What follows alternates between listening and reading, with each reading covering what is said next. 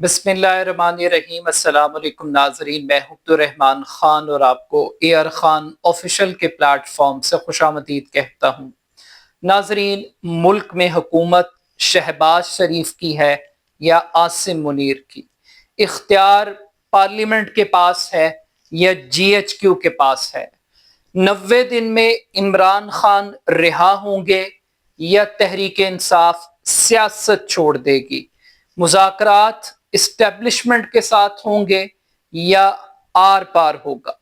बरसात के मौसम में बूटा पंजाब हुकूमत को क्यों गालियां निकाल रहा है? आज के इस व्लॉग में इन चंद बुनियादी नुकात पर हम बात करेंगे।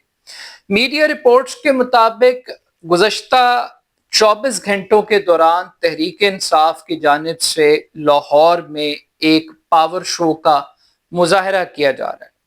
अलीमिन गंडापुर CM KP के अरकीन कौमी असम्बली और सेनेटर्स के हमरा लाहौर में मौजूद हैं और उनकी मौजूदगी का जो बुनियादी मकसद था वो पंजाब असम्बली से ताल्लुक़ रखने वाले तहरीक इंसाफ के वो अरकान जिनको सीट करने का फैसला किया गया था स्पीकर के फैसले की रोशनी में, उनसे इजहार यकजहती करना था। इंटरेस्टिंग बात यह है कि उनका ये दौरा 3 से 4 बड़ी खबरों, बड़ी हेडलाइंस का बाइस बन गया है। पहली जो डेडलाइन उन्होंने मुकर्रर की है वो 90 दिन की है कि 90 दिन के अंदर इमरान खान को रिहा करवाना है। अगर तहरीक इंसाफ 90 दिन में इमरान खान को रिहा ना करवा सकी तो तहरीक इंसाफ यानी कि वो लोग जो इस वक्त तहरीक इंसाफ का चेहरा बने हुए हैं वो सियासत छोड़ देंगे। और दूसरी तरफ उन्होंने एक मुफाहमत की बात की और उन्होंने इस्टेब्लिशमेंट से मुज़ाकरात की ख्वाहिश का इजहार किया है।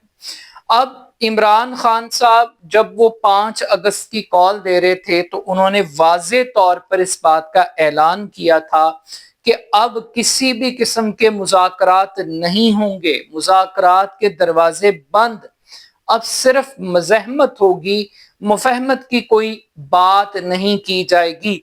मगर आज एक मरतबा फिर लाहौर में बैठकर CM KP के वो इस्टेब्लिशमेंट से मुज़ाकरात की ख्वाहिश रखते हैं।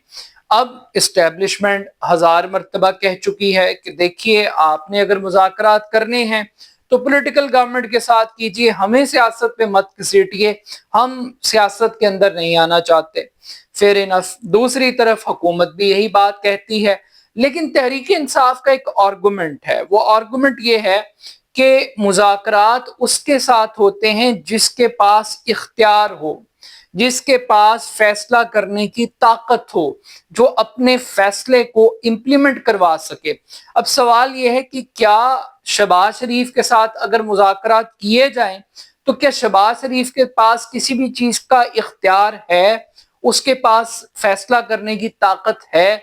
वो तो एक डमी प्राइम मिनिस्टर है। सबको पता है इस मुल्क के अंदर कि इस हुकूमत की क्या औकात है, इस वजीर आजम की क्या वैल्यू है, इस पार्लियामेंट को कितनी अहमियत दी जा सकती है, सब लोग जानते हैं। अब यहाँ पर जिद ये की जा रही है कि एक डमी सेटअप को, एक रबड़ स्टैम्प सिस्टम को आप असल सिस्टम समझकर एक टोपी ड्रामा करें, यानी कि अपने आप को धोखा दें। यानी कि जिस प्राइम मिनिस्टर को इस्टेब्लिशमेंट सीरियस नहीं लेती, उस प्राइम मिनिस्टर के बारे में कहा जा रहा है कि तहरीक इंसाफ उसको सीरियस ले।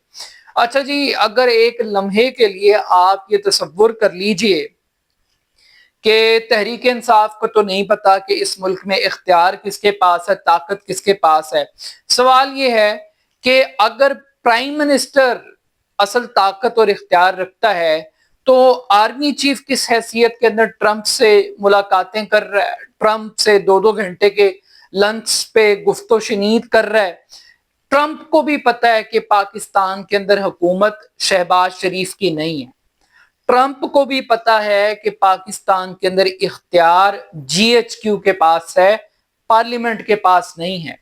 ट्रंप को पता है कि ये पूरा सिस्टम फ्रॉड है, यानी पूरी दुनिया को पता है, लेकिन फिर भी पाकिस्तान के अंदर जो लोग हुकूमत में बैठे हुए हैं वो भी अपने आप को प्रिटेंड कर रहे हैं कि हम ही हुकूमत हैं, और जो लोग असल हुकूमत हैं, जो फैसला साज हैं, وہ بھی فورس کر رہے ہیں کہ نہیں آپ ان سے بات کریں.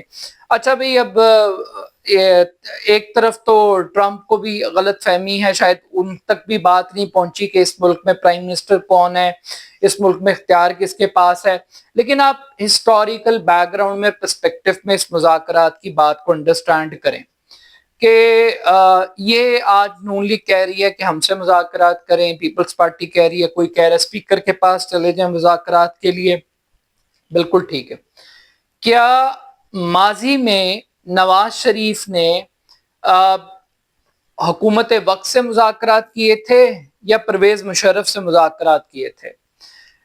یہ نواز شریف صاحب نے دوسری مرتبہ جنرل باجوہ کے ساتھ مذاکرات کیے تھے یا عمران خان صاحب کے ساتھ مذاکرات کیے تھے؟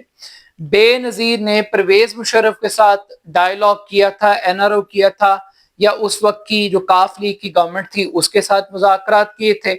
تو یہ ساری کی ساری جماعتیں جو آج یہ کہہ رہی ہیں کہ تحریک انصاف کو ان سے بات کرنی چاہیے، ماضی میں جب ان کے اوپر مشکل وقت تھا، ان کی قیادت جیلوں میں تھی، تو وہ کس سے مذاکرات کر رہے تھے؟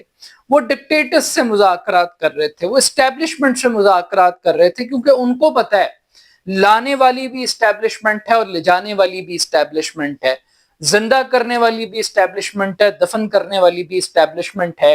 تو اسٹیبلشمنٹ ایک گراؤنڈ ریالٹی ہے پاکستان کی پالیٹکس میں. تو اب جو میتھس پچھلے 70 سال سے پاکستان کے اندر سکہ رائج الوقت رہا ہے، اس کو تبدیل کرنے کی کوشش کی جا رہی ہے جھوٹ کے ذریعے، فراڈ کے ذریعے، کہ نہیں ہم تو سرحدوں کے نگہبان ہیں.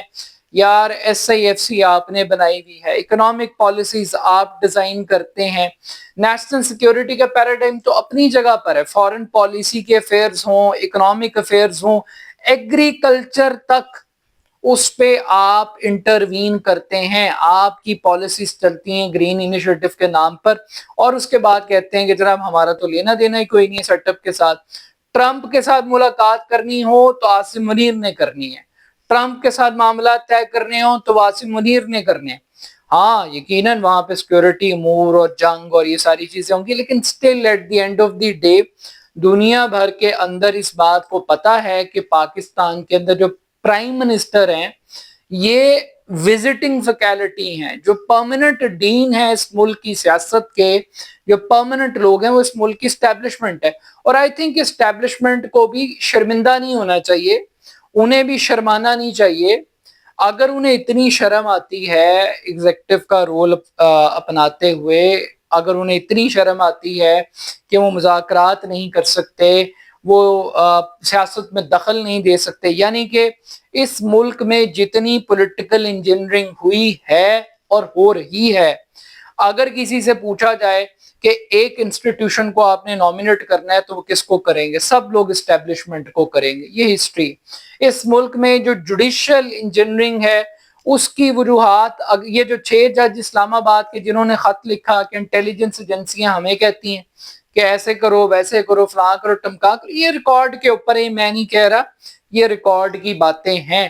پھر آپ کہتے ہیں نہ آپ کے پاس طاقت ہے، نہ آپ کے پاس اختیار ہے، نہ آپ کے پاس مینڈیٹ ہے.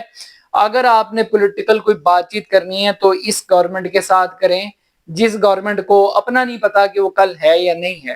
تو یہ دھوکہ دینا، یہ اپنے آپ کو بے وقوف پاگل سمجھنا، تصور کرنا اور پی ٹی آئی سے توقع کرنا، یعنی پی ٹی آئی کو بھی پتا ہے کہ ان کو شہباز شریف نے نہیں ہٹایا، انہیں پی ڈی ایم نے نہیں ہٹایا، انہیں جنرل باجوہ نے ہٹایا، ان کو اس وقت کی اسٹیبلشمنٹ نے اتارا ہے. انہیں اتارنے میں امریکن اسٹیبلشمنٹ کا ایک اختیار تھا، ایک طاقت تھی. تو ایک تو گراؤنڈ ریالٹیز ہیں. پھر عمران خان صاحب کا بھی سمجھ میں نہیں آتی، کبھی جناب مذاکرات نہیں ہوں گے، دروازے بند کر دیے، فلاں کر دیا، ایک طرف یہ سٹینڈ ہے، دوسری طرف پیر پکڑ رہے ہیں اسٹیبلشمنٹ کے. اب ایک سٹریٹجی یہ ہے، پوری سیاست کے اندر کہا جاتا ہے کہ مزاحمت ہوتی ہے تو بات مفاہمت کی طرف بڑھتی ہے. اب یہ جو مفاہمت ہے یہ اسی صورت میں ہوگی جب آپ اسٹیبلشمنٹ کو للکاریں گے، انہیں ڈرائیں گے، انہیں دھمکائیں گے، انہیں چیلنج کریں گے. اسی صورت کے اندر آپ کی بات سنی بھی جائے گی، مانی بھی جائے گی. تو یہ ایک اسٹریٹجی کا پارٹ ہے. لیکن still at the end of the day بہت ساری ڈیڈ لائنس ہیں. یہ پولیٹیکل ریٹورک ہے, 90 دن کے اندر یہ کر دیں گے, وہ کر دیں گے, آر کر دیں گے, پار کر دیں گے. پریکٹیکلی جو موومنٹس ہیں ان کو ڈیڈ لائنس کے اندر قید نہیں کیا جا سکتا. بہت ساری چیزیں اور معاملات ایسے ہوتے ہیں جن پہ آپ اناؤنسمنٹ ضرور کرتے ہیں لیکن فوری طور پر ان چیزوں کا رزلٹ آنا یہ بہت مشکل ہوتا ہے. رزلٹ آنے کے لیے آپ کو ویٹ اینڈ سی کرنا پڑتا ہے.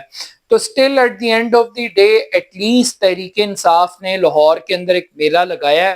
اب یہ میلہ گراؤنڈ میں کیسے کنورٹ ہوگا, یہ میلہ سڑکوں پر کیسے آئے گا, یہ پروٹیسٹ کی شکل کیسے اختیار کرے گا, یہ ایک علیحدہ میٹر ہے.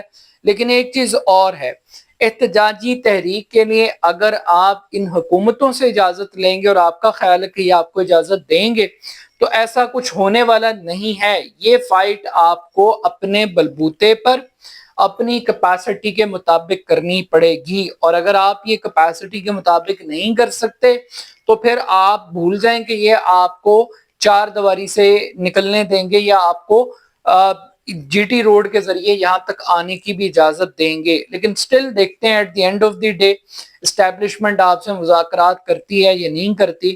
مگر دوسری جانب ایک اور بڑی ایک انٹرسٹنگ سٹوری ہے جو کہ سوشل میڈیا کی ایک ٹاپ سٹوری بنی ہوئی ہے, اس پر بہت سارے تجزیے اور تبصرے ہو رہے ہیں.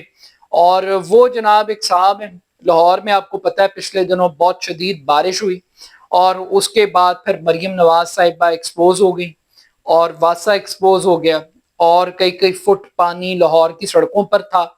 اور وہ جب پانی سڑکوں پر تھا تو ایک صاحب, ایک اولڈ ایج کے آپ کہہ لیجئے, زیادہ ایج شاید اتنے اولڈ نہ ہوں, وہ موٹر سائیکل پہ تھے. انہوں نے رینڈملی کچھ باتیں غصے میں جذبات میں کہہ دیں, مریم نواز صاحبہ کو کچھ گالیاں نکال دیں. وہ جو لفظ تھا کہ سب کی ماں آ گئی ہے تو انہوں نے اس کو گالی میں کنورٹ کر دیا. اب جب گالی میں کنورٹ کیا تو پھر ہمارے جو پی ایم ایل این کے مخالف دوست ہیں یا جو اس قسم کے جوکس کو انٹرٹینمنٹ کے طور پہ لیتے ہیں, اس قسم کے کامنٹس کو, انہوں نے اس کو وائرل کر دیا. وہ ہیرو بن گئے, ٹارزن بن گئے. کچھ دیر کے بعد پنجاب پولیس پہنچ گئی, وہ انہوں نے ان کو مہمان بنا لیا. اب جب مہمان بلایا, بلانے کے بعد پھر ان سے معافیاں, ان سے معذرت, وہ پنجاب حکومت کو پھر زندہ باد کہہ رہے ہیں, عاصم منیب صاحب کو دعائیں دے رہے ہیں. تو بات یہ ہے, یہ جو بوٹا ہے یہ گالیاں کیوں نکالتا ہے, یہ ایک بہت بڑا سوال ہے. یہ ایک پنجابی کامیڈی فلم تھی, اس کے اندر ایک رول تھا ایک ایکٹر کا, تو وہ پھر بار بار ایک جملہ بولتا تھا, پھر کہندے نے بوٹا گالاں کڈدا ہے. تو جب آپ ڈیلیور نہیں کرتے, پرفارم نہیں کرتے, لوگ آپ سے سکھی نہیں ہوتے, لوگ احتجاج کرتے ہیں, پروٹیسٹ کرتے ہیں, تو پھر آپ ان سے یہ توقع کرتے ہیں کہ وہ آپ کو بڑی شائستگی کے ساتھ, بڑے ادب کے ساتھ, میں یہ نہیں کہہ رہا کہ آپ گالیوں کا استعمال کریں, آپ وائلنس کریٹ کریں, کچھ اور کریں, میں اس بیہیویئر کو جسٹیفائی نہیں کر رہا. لیکن گورنمنٹ کو اتنا سینسٹیو نہیں ہونا چاہیے کہ وہ ایک بندے کی زبان بندی کرنے نکل جائے. چھوڑیں یار, لیو اٹ. کسی نے گالیاں دے دی. اب آپ اس طرح کریک ڈاؤن کر کے لوگوں کو ڈرائیں گے, ہراس کریں گے, تو اس طریقے سے آپ گالیوں کا اور کلچر بڑھائیں گے. لوگ آپ کی چھیڑ بنا لیں گے, لوگ اور اس طرح کی ویڈیوز بنائیں گے, اس طرح کے لوگ اور پلانٹ کریں گے, انجیکٹ کریں گے. آپ نے تو ایک کو پکڑ لیا ہے نا, اس سے آپ نے معافی تلافی, لوگوں کو پتا ہے اس نے کیا معافی مانگی ہے, بیسیکلی اس نے دوبارہ آپ کو گالیاں ہی دی ہیں. تو اس طریقے سے آپ عزت نہیں کروا سکتے, اس طریقے سے آپ لوگوں کو قید نہیں کر سکتے, لوگوں کی رائے کو, سوچ کو, اوپینین کو. تو still at the end of the day ریاست کو تھوڑی سی برداشت پیدا کرنی چاہیے, ریاست کو, لوگوں کو تھوڑی سی سپیس دینی چاہیے. ہر بندے کے اظہار کا جو لیول ہے ایکسپریس کا وہ ڈیفرنٹ ہے. کوئی گالی دے دے گا, کوئی اور غصے کا لفظ استعمال کر لے گا, کوئی کچھ کر لے گا, لیکن still at the end of the day ریاست کو طاقت کے ذریعے لوگوں کو ڈکٹیٹ نہیں کرنا چاہیے. تو اپنا فیڈ بیک مجھے ضرور دیجیے گا. میرے YouTube channel AR Khan official کو ضرور سبسکرائب کیجیے گا. بہت شکریہ, اللہ حافظ.